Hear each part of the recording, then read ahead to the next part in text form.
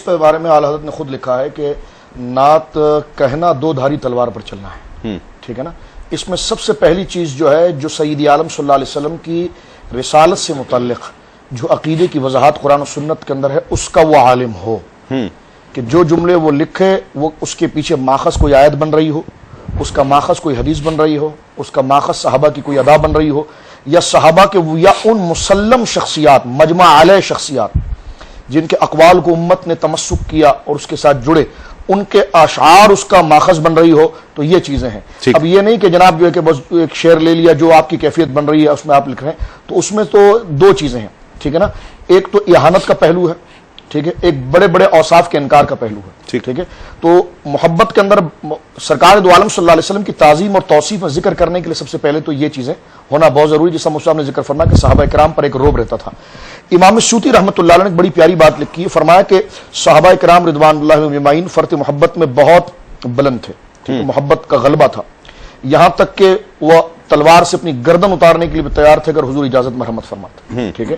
سیدنا صدیق اکبر نے غار میں خود اپنی جان کو پیش فرمایا، تو یہ محبت کی انتہا تھی۔ اپنی اولادوں کو حضور علیہ السلام کو عملاً قربان کیا، ٹھیک ہے، سرکار کی اولادوں پر قربان کیا ہے۔ حضرت سیدنا صدیق اکبر کے بارے میں بخاری کے اندر موجود ہے کہ حضرت امام حسن کو آپ جو گلی میں کھیل رہے تھے یعنی بچپنے کے عالم میں، تو آپ نکلے تو دیکھ کر آپ سے رہا نہ گیا، امام حسن کو اٹھا کر اپنی گود میں نہیں بلکہ اپنے سر پر بٹھا لیا، ٹھیک ہے۔ تو مسند خلافت پر آپ جلوہ گر تھے، تو یہ کیفیات ان کے اندر تھی نسبتوں کی۔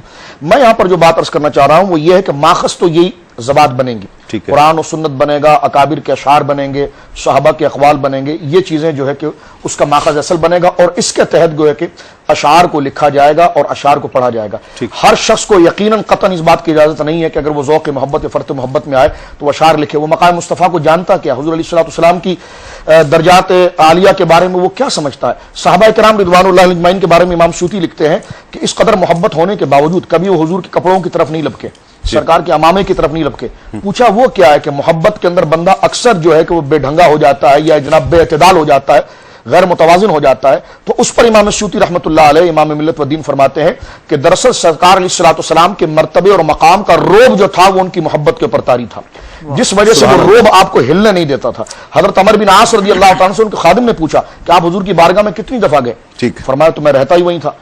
تو جب اس نے دیکھا کہ آپ کا مزاج اور جو ہے کہ وہ محبت کی طرف آیا تو اگلا اس نے سوال کیا کہ سرکار کا چہرہ کیسا تھا؟ وہ فوراً پیچھے کیا۔ فرمایا تیری جرت کیسی ہوئی کہ تم مجھ سے یہ سوال کر رہا ہے؟ فرمایا گیا تو میں کئی دفعہ بھی ہوں لیکن کبھی جرت نہیں ہوئی کہ سرکار علیہ السلام کے قدموں سے نظر اٹھا کر آپ کے چہرے کو دیکھ سکوں۔ تو یہ صحابہ کے اوپر سرکار کے مرتبے کا جو روب تھا یہ اصل وہ چیز تھی جس نے اعتدال پر رکھا۔ ٹھیک، آپ نے پچھلے ادوار چند